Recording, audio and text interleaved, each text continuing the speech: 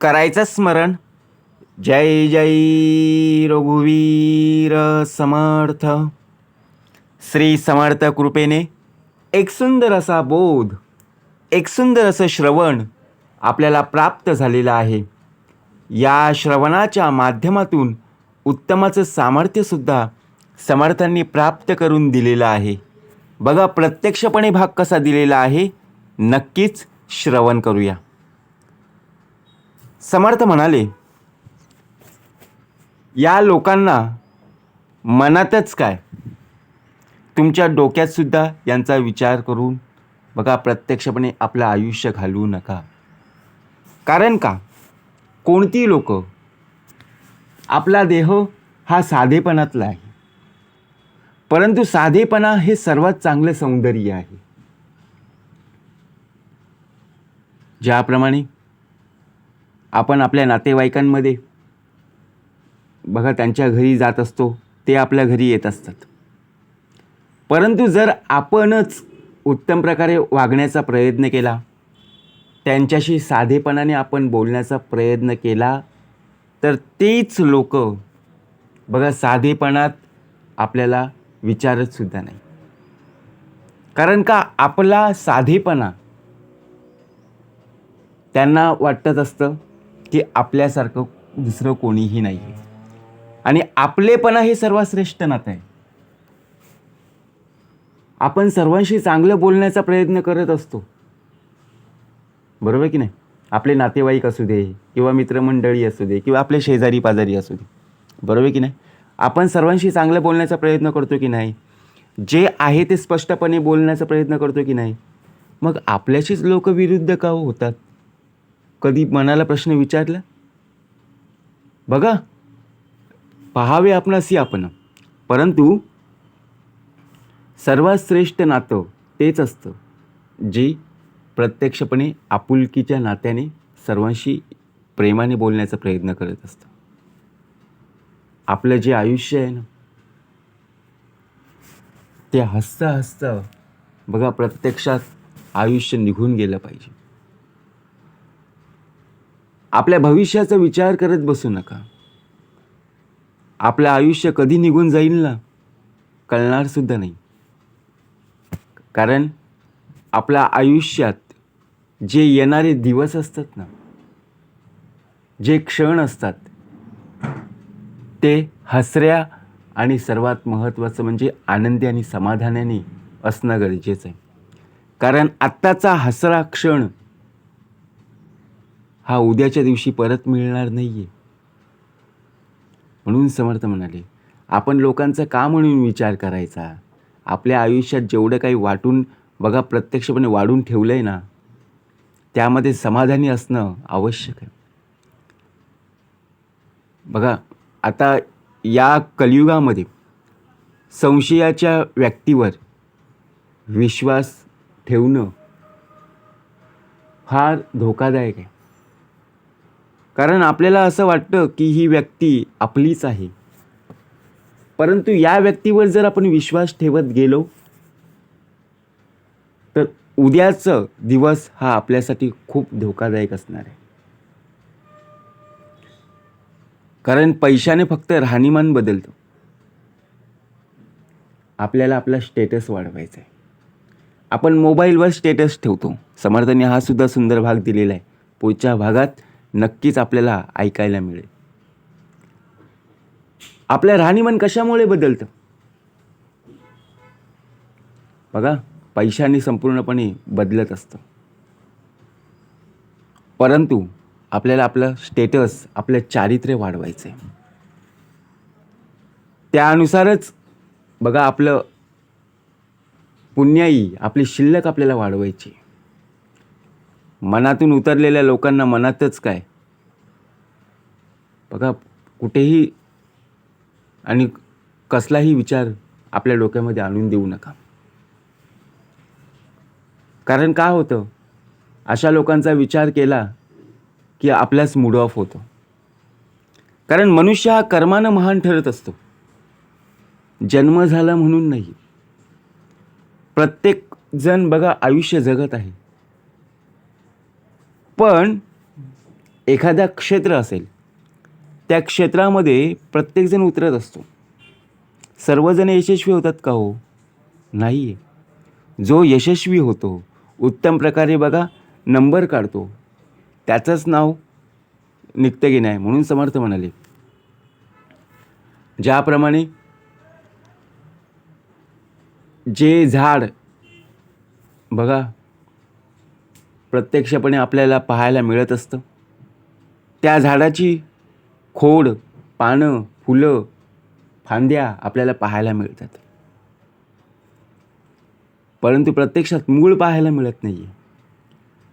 आपला देह या क्षणाला बघा आपुलकीच्या नात्याने देवाच्या चरणी असणं गरजेचं आहे.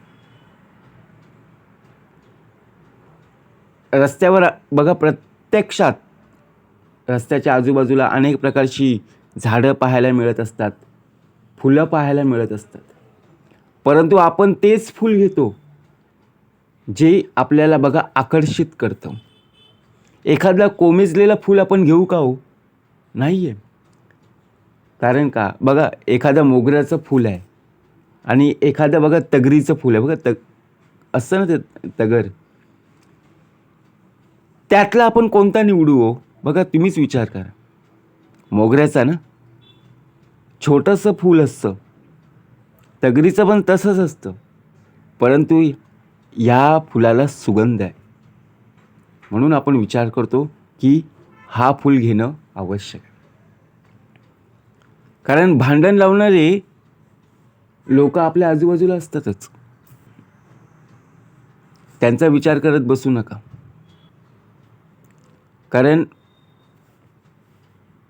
ज्या वेळेला लोक आपल्याशी बोलत असतात त्यावेळी वाद होत असतो, परंतु वाद होता होता बघा प्रत्यक्षपणे आपला देह हा फक्त विचारत राहतो.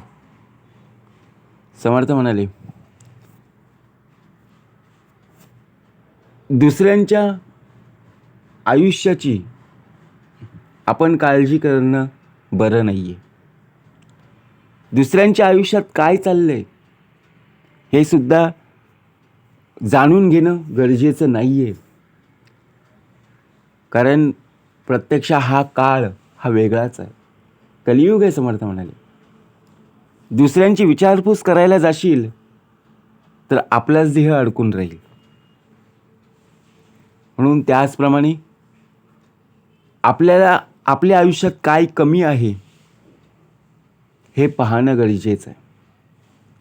हे जेव्हा पाहशील ना तेव्हा बघा तुझ्या डोक्यामध्ये लोकांचा विचार येणार नाही आहे. म्हणून समर्थ म्हणाले, लोकांच्या विचारापेक्षा स्वतःच्या आयुष्यात काय कमी आहे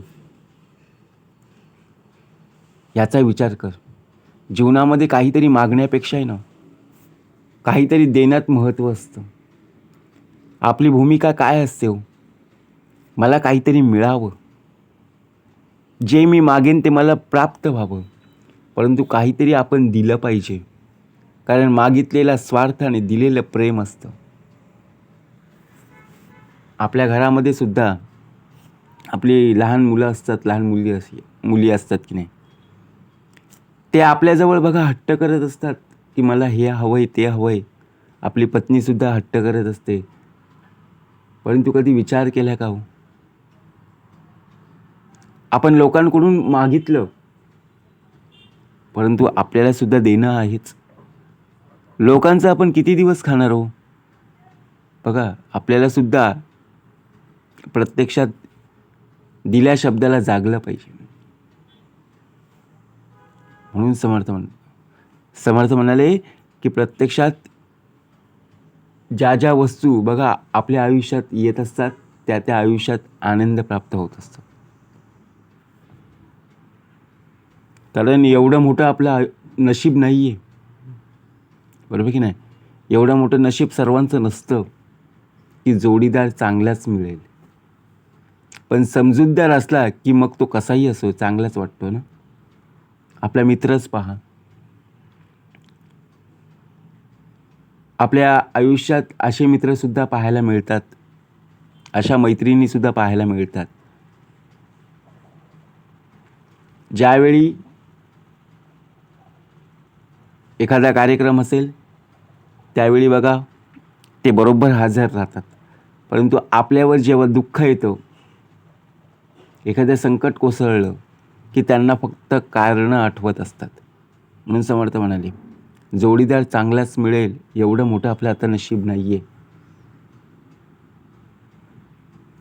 मग विचार करा, आपल्या देहाला किती सक्षम असणं गरजेचं आहे, सावध असणं गरजेचं आहे. कारण काय असतं, नावामुळे आपलं बघा प्रत्यक्षात ही ओळख आहे. नावामुळे आपण ओळखलं जातो, पण स्वभावामुळे आपण आठवणीत राहतो. नवीन माणूस कोणी बघा आपल्या गावामध्ये, आपल्या शहरामध्ये आलं आणि आपल्या घरी यायचं त्यांनी विचार केला, तर आपलं नाव बघा प्रत्यक्षात कोणाला विचारलं तर लोक सांगतील कोण, कुठे राहतो. परंतु जर तुम्ही उत्तम प्रकारे स्वभावाने असाल, उत्तम प्रकारे कोणाची मदत करत असाल, बघा त्यामुळे तुम्ही त्या लोकांच्या आठवणीत राहाल. त्या लोकांना तुमचा पत्तासुद्धा माहिती असणार, तुम्ही कुठे राहता. म्हणून समर्थ म्हणाले, उत्तम प्रकारे कार्य करणं गरजेचं आहे. नुसतं जन्माला येऊन बघा प्रत्यक्षात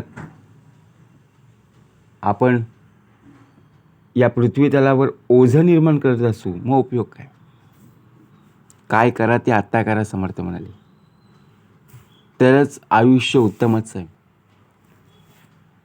नाहीतर काय होतं, आपण लोकांचा विचार करत बसतो आणि सकाळ निघून जाते, दुपार निघून जाते, संध्याकाळ निघून जाते आणि रात्रीचा क्षण बघा, प्रत्येक क्षणाचा आनंद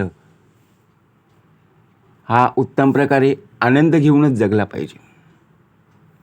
कारण गेलेली वेळ ही पुन्हा पुन्हा येत नाही आहे. काय येते? नाही आहे. परंतु येणारी वेळ ही कशी असेल हे कोणालाही सांगता येत नाही. तुझ्या माझ्या आयुष्यात येणारी वेळ ही संकटाची असेल का बघा आनंदाची असेल, हे प्रत्यक्ष पाहणं गरजेचं आहे. म्हणून समर्थ म्हणाले, आताच्या क्षणाला अशा लोकांचा तुझ्या मनामध्ये सुद्धा विचार करू नकोस. विचार करायचा आहे ना तर परमेश्वराचं कर, चिंतन कर, नामस्मरण चालू ठेव, जेणेकरून तुझ्या आयुष्याला उत्तम प्रकारे सामर्थ्य प्राप्त होईल. सहज मिळणारी गोष्ट ही काही काळापुरतीच मर्यादित असते, प्रत्येक क्षणाला तुला पाहायला मिळणार नाही आहे. ज्याला दुसऱ्याला किंमत देता येत नाही ना, त्यांनी स्वतःला किंमत मिळेल याची अपेक्षासुद्धा ठेवू नका. कारण आपण दुसऱ्याला किंमतच देत नाही ना, मग समोरची व्यक्ती आपल्याला किंमत देईल का हो? मग का म्हणून आपण त्यांच्याजवळ अपेक्षा करायची? अहो, आपला देह संपूर्णपणे अहंकारात बुडलेला आहे. त्या अहंकारातून आपल्याला बाजूला करायचं आहे, मीपणा बाजूला ठेवायचं आहे. कारण बघा, ज्यावेळी आपलं नवीन घर तयार झालेलं असतं तेव्हा आपण जुनं घर बदलतो की नाही? बरोबर की नाही? जुन्या घरातून नवीन घरामध्ये आपण प्रवेश करतो. नवीन कपडे खरेदी केले की जुने कपडे आपण फेकून देतो. तसंच आहे आपल्या आयुष्यामध्ये, आपण अनेक प्रकारची नाती बदलत असतो. नवीन मित्र मिळाला की जुन्या मित्राची आठवण होत नाही आहे. त्यामुळेच आपला देह दुःखी राहतो. परंतु स्वतःला मात्र आपल्याला स्वतःला बदलायचं आहे. म्हणून समर्थ म्हणाले, ज्याने विठ्ठल मात्र घ्यावे त्याने पथ्य सांभाळावे. जय जय रघुवीर समर्थ.